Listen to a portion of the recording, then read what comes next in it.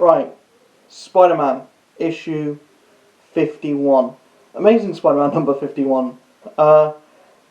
If you watched my previous catching up with Spider-Man video and the latest video that I actually put out, the other comic book review one, you'll know that Spider-Man not only is currently my favourite book coming out of Marvel, the Last Remains tie-in issue was my pick of the week last week, and this current week that is just finished. This issue is also good. It's not really progressing the plot that much more forward.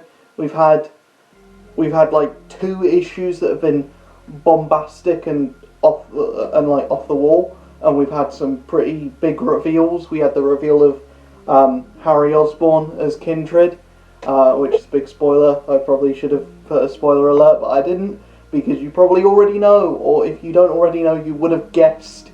If you've been reading Spider-Man for the one page, you would have guessed Kindred is Harry Osborn. So that's the thing. This issue doesn't really go into that. It's just kind of Spider-Man and Doctor Strange team up. Doctor Strange finds out about the deal with the devil that Spider-Man made back in One More Day, and then basically just casts him out. Black Cat steals the hand of Agamotto from Doctor Strange, which was also used back in the J. Michael Straczynski run. Yes, we're referencing that because that whole storyline, if that's still canon, then why isn't Aunt May knowing Spider-Man's secret identity still canon? Oh yeah, One More Day. Sorry, I'm an idiot. But that apparently is still canon, and they're referencing something that happened way back in 2002. What? In a 2020 book? What? There's nearly 18... That happened 18 years ago. That happened 18 years ago, and you're referencing it. Well, good on you, Nick Spencer, for referencing something that happened 18 years ago. That's amazing. And Black Cat steals that hand of Agamotto, gives it to Spider-Man. Spider-Man uses it to go into the Astral plane, which again is referenced. They reference the visit to the Astral plane from that arc from 2002, and then by the end of the issue, Spider-Man and Kindred finally come face to face, and they have like another reference to Kraven's Last Hunt, which yes is a older storyline, but this run has basically been just a big load of callbacks to some of the best Spidey runs ever. And like Kraven's Last Hunt, we had a big like Kraven storyline that was basically just a love letter to Kraven's Last Hunt, and so having like a 1-page callback to that isn't unheard of, and they've done that before. But calling back to the early Straczynski run with J. Michael with John Romita Jr. on the artwork, that was something I did not expect to happen, but we got it, and I love it, and I love this run. This issue's a little bit weaker than the previous, just because there's not an amazing reveal at the end, but that final image where we have Kindred at the like head of the table, and we've got all of the dead bodies of all of like Spider-Man's loved ones that have died, and they're probably leading into Mary Jane dying. I think Mary Jane is going to die because they referenced it in the Last Remains tie-in issue that Mary Jane is going to be a big part of this storyline, and they need her to kind of act as a buffer and to kind of talk sense into Harry and be like, no, what you're doing is stupid, stop. And in this issue we have a lot of hallucinations about Mary Jane dying, and about something bad happening to Mary Jane Watson. So I think she's going to die.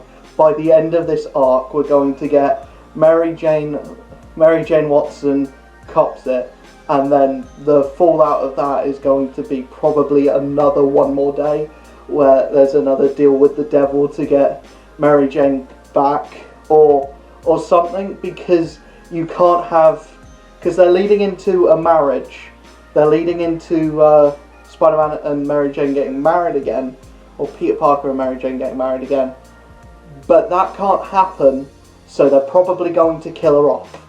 That is my theory, because everything leads towards that.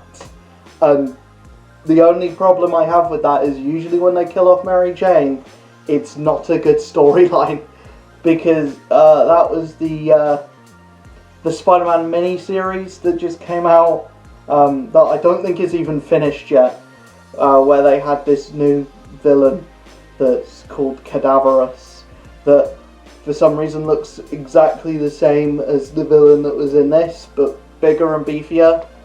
But that was terrible, and they killed Mary Jane Watson at the start of that mini, and it was ridiculously bad. The J.J. Abrams book, it was fucking dreadful. This has been phenomenal so far, so I hope if they do kill off Mary Jane Watson, which I think is going to happen, hopefully they do it in a way that's fun and interesting, and they actually make it feel like something. But right now this book is leaning very much into the horror, the supernatural stuff, and I love it.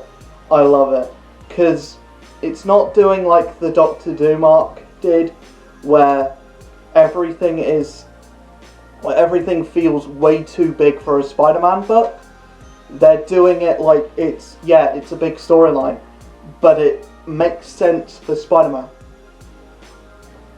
because it's a character that genuinely has a hatred of Spider-Man, and that like it's a very like intimate story, but it's big in kind of what is happening, but the actual intrinsical, like the main points of the story are very like intimate between Spider-Man and Kindred and their eventual clash.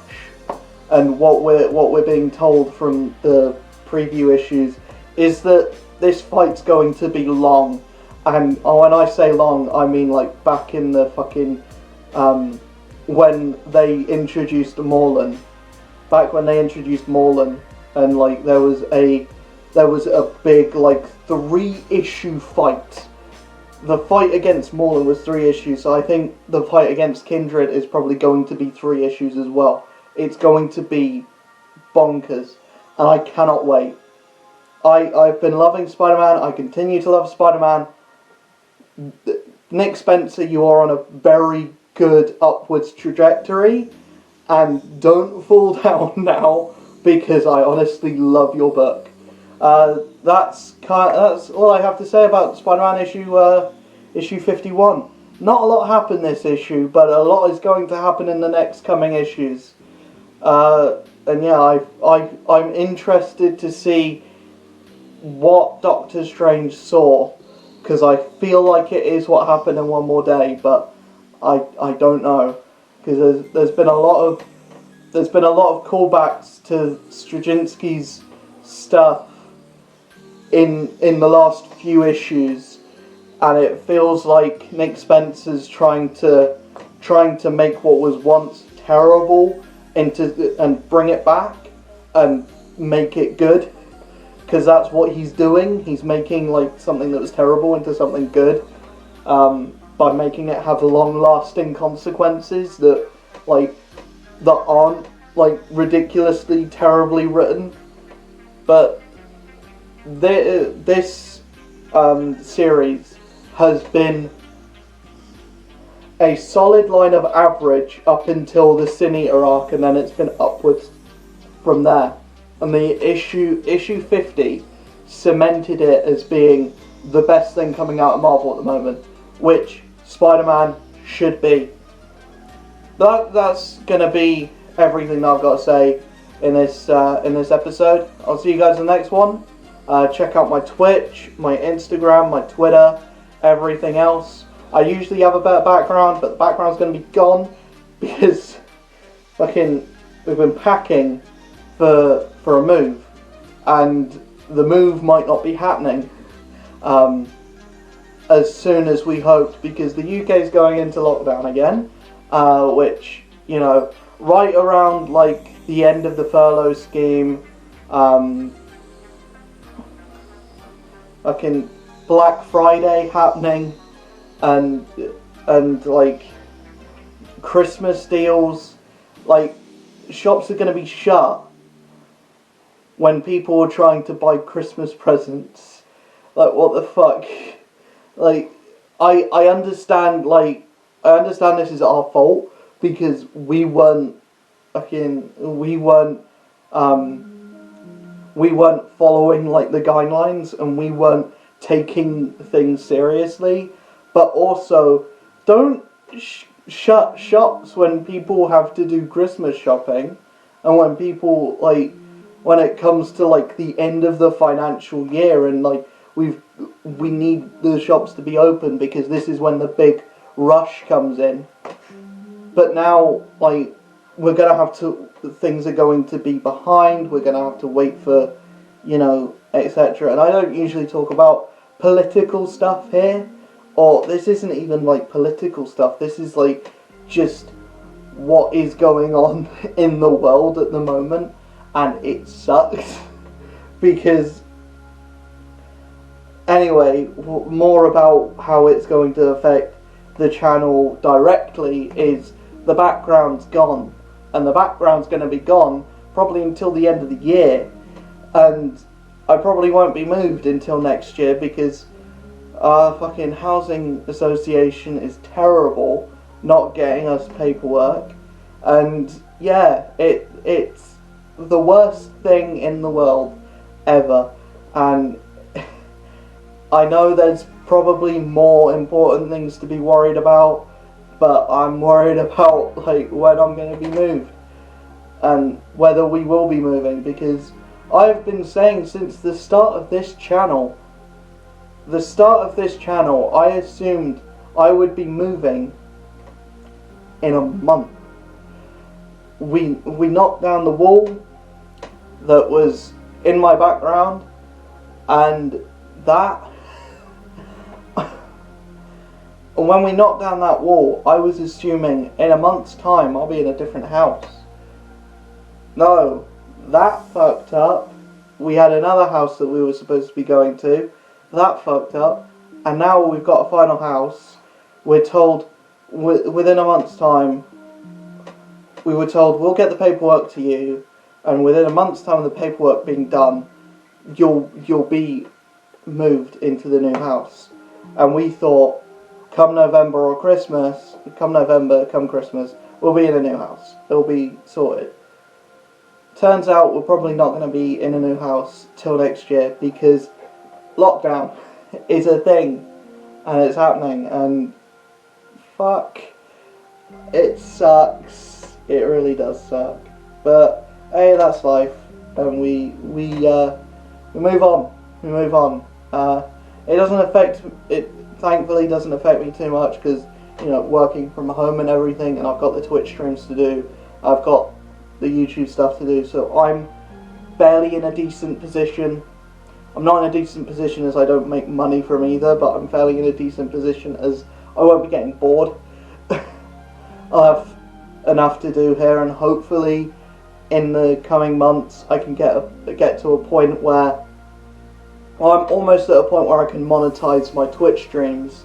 They're like a solid bet, and I'm very tempted to go full time on Twitch because this is doing nothing at the moment. My views are terrible. I know my subs are like over 1,000, but I can't monetize my content if the views are trash. And the views right now are trash.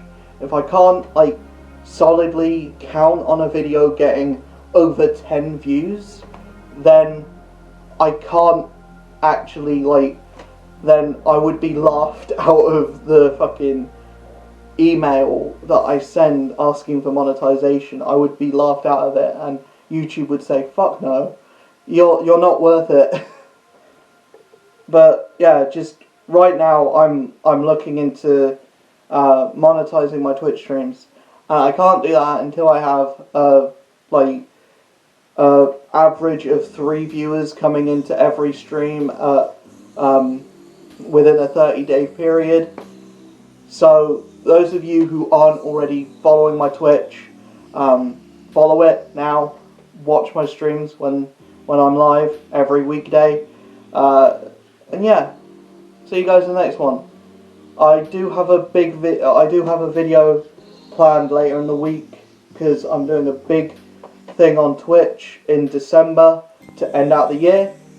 But I'm going to explain more of that later on in the month because, and when I say later on in the month, I mean I'll probably make a video tomorrow about it. But yeah, I'll see you guys in the next one. Peace.